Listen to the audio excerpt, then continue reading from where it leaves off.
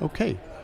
Nicole, we are back rolling live for our coverage of FPA NorCal's conference here in beautiful San Francisco. And we met earlier this morning for the first time, and I told you then, as I'll tell you now, how thrilled I am that you're taking time.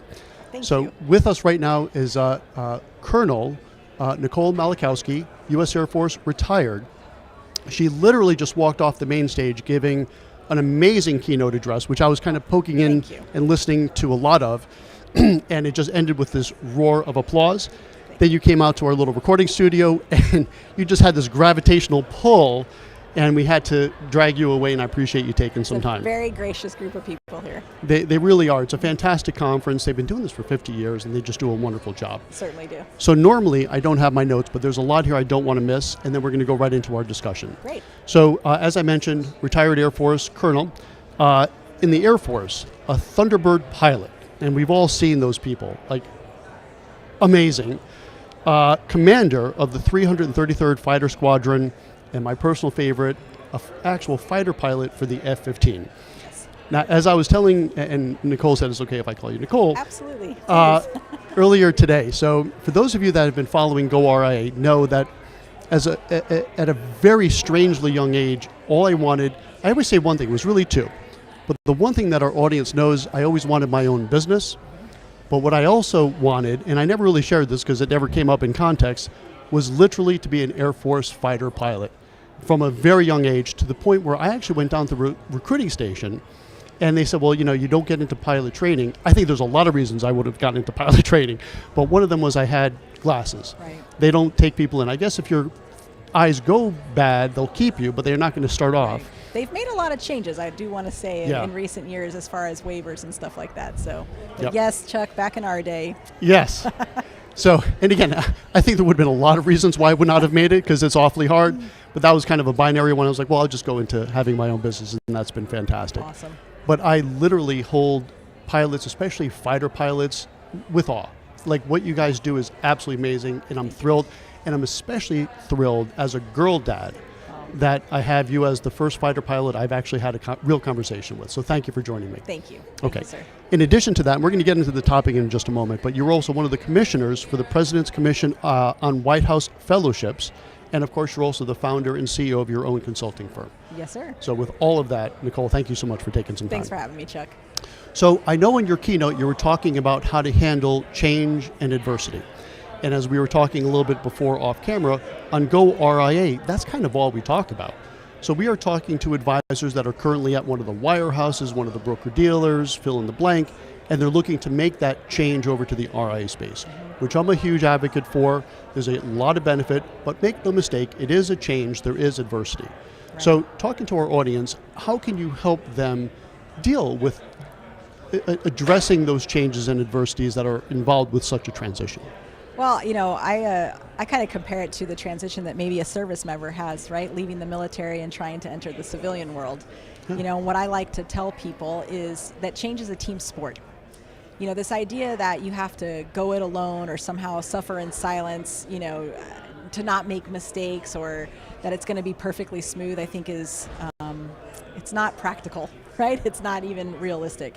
So if you go into it knowing that there's going to be bumps in the roads, and not expect perfection or some sort of linear transition, I think that's going to be helpful to your mindset. And the second thing is, when you do encounter those bumps in the roads or kind of the twists and the turns as you maybe go IRA, that you're not doing it alone. Change is a team sport, and I think that's what, you know, podcasts like this are for, right? So that people can learn from.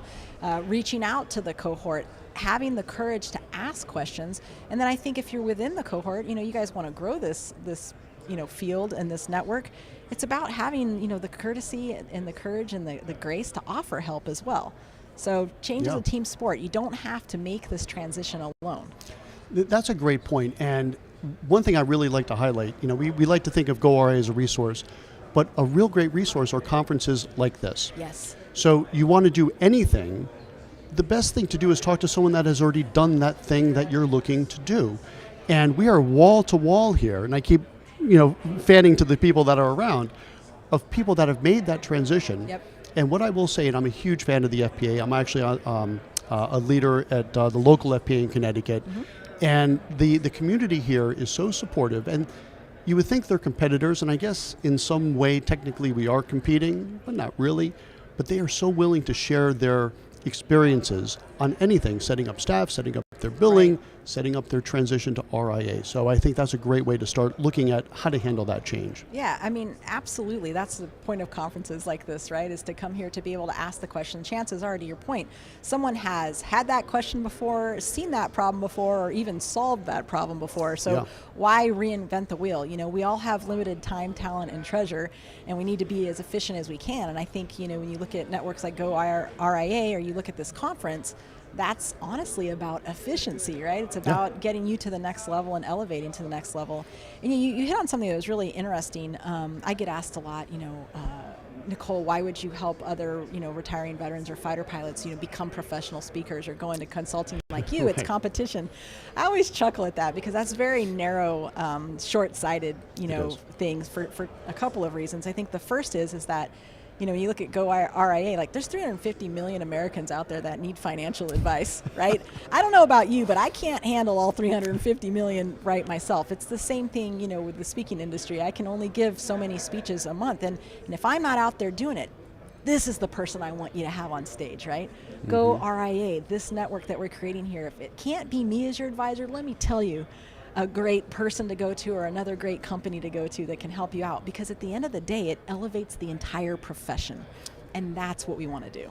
Absolutely, and the better the reputation for our industry, and I tell you what, our industry does not have the best reputation, and I think a lot of that is because for many years, it was not all fiduciary based, and it still isn't. And that's a whole nother topic that we kind of push that button quite a bit, fiduciary, not fiduciary. But the idea of abundance, right? If we could help each other, number one, it's the right thing to do, it feels good, but I do believe it also comes around. So even from a non-altruistic purpose, it's a good idea to share ideas. Absolutely. I mean, the abundance mindset versus the scarcity mindset is something that we talk a lot about, even in the military, you know, type profession, right? Because at the end of the day, it's not necessarily about you, right? It's about, hopefully you go into these, you know, financial planning jobs because you want to help people. You want to help families, you want to give peace of mind, you want to give financial security, you want to help small businesses, you want to uplift maybe the economy of your community. And so that's what the abundance mindset does. It allows you to have a more significant impact.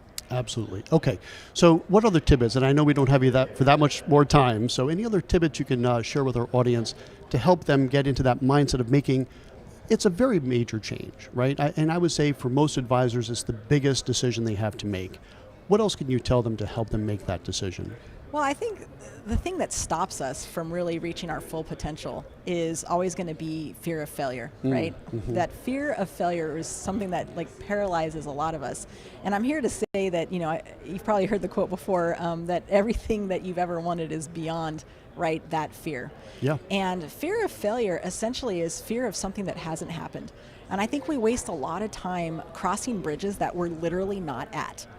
And so I would tell people to be present in the moment, right? Don't fear something that hasn't happened. Don't fear the unknown. Identify gaps. Maybe there are gaps in your training, maybe gaps in knowledge, maybe there's gaps in resources.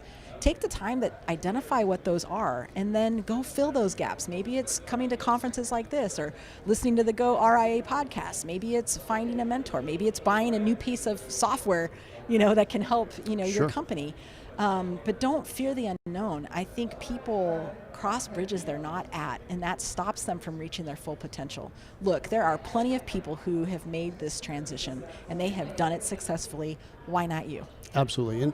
And something else too, and I talk about failure a lot, and I've always had a very entrepreneurial mindset, and I really never had any issue with failure. I really never did, because it's a stepping stone. Absolutely. And I think if you talk to any successful person, they're going to tell you that, yeah? Any successful person we point to in history will talk about how many failures they had. Michael Jordan talks about it. You know, Albert Einstein has quotes about failure. I always tell people, in my opinion, failure is the price of entry for achieving something great.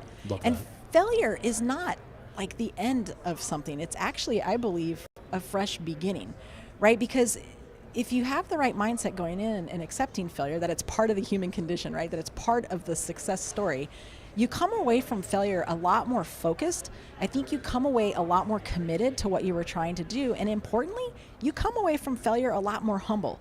Yeah. And can we not agree that those 3 traits are things that are going to make you a better leader, a better teammate, and a better entrepreneur? Without question. And the other thing, and I don't want to turn this into like a cliche fest necessarily, but I really believe this, yes, which is failure is only failure if you quit. Yes. If you don't quit, it's just a step towards success. And I don't care if that sounds hokey, I swear I live by that and I believe that wholeheartedly. I believe it too. I don't think it's cliche at all. I think it's actual fact. And we can look back on historic examples. I just gave you the example of, plenty of sports people talk about it, plenty of major business leaders talk about it, people in history that have been successful always share that. So I don't think it's cliche. I think it's rooted in historic fact. Absolutely. So again, I know you're limited on time. I'm going to have one more question for you, if I may, a little bit more personal. Sure. What is the biggest challenge that you had, or one of the biggest failures that you had, which is maybe one of the same, that you overcame, and how did you do that? And if you could share that story with us, perhaps. Yeah, sure. Several different failures, several different things. But I think along the way, for me, especially when I was early in my career, was just a lot of self-doubt, right? Am I good enough? Am I smart enough? I started flying fighters in the 90s, right? I was amongst the first group of women to break into what was considered a very male-dominated and macho type culture. And there was a lot of, am I strong enough? Am I confident enough? Am I going to mess up the bro culture? And it led to a lot of self-doubt. Yeah.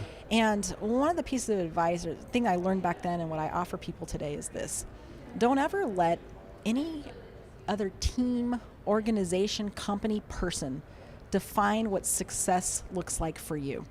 Only you get to define success for yourself. And dare I say, this definition of success, or this goal that you have, can and should change over time. And so for me, I overcame that self-doubt by reminding myself that I didn't become a fighter pilot to prove something, to upset, the whole historic way things were going, to be the first woman Thunderbird pilot. None of that was on my mind. I did it because it was my childhood dream. Yeah. I did it because I wanted to fly and I wanted to be a part of elite performing teams. And that was my definition of success. So I would say, don't ever let anybody else define what success looks like for you. Only you define it for yourself. Well, that is a great place to put a pin in it for today. Nicole, thank you so much for taking Chuck. the time. I know you're being dragged here, there, and everywhere. So thanks for spending some time with us. It was a joy. Thanks for your time. Thank you. Okay. Amazing content. It is like a cornucopia here at FPA NorCal of the people I get to speak with. It's such an honor for me. I'll be back in another 45 minutes. We have 2 more to go. We'll see you soon. Nicole, thanks again. Thanks, Chuck.